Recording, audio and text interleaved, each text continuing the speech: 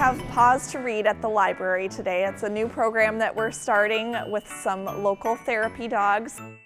The kids can pick out a book to read and practice their skills reading with confidence because they're reading to a dog, and so many kids connect to dogs.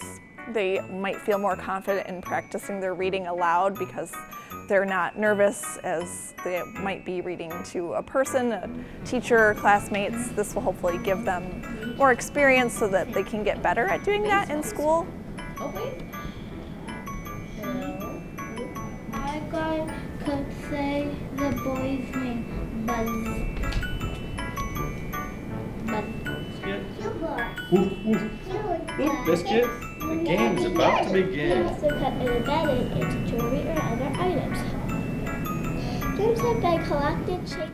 A garden spider's web is a deadly insect trap. And the glasses always got straight A's because Melvin was so... I just really hope that it helps kids have a great first reading experience in a positive setting where they feel comfortable and make a connection to the dog that will help them think positively of reading for years to come.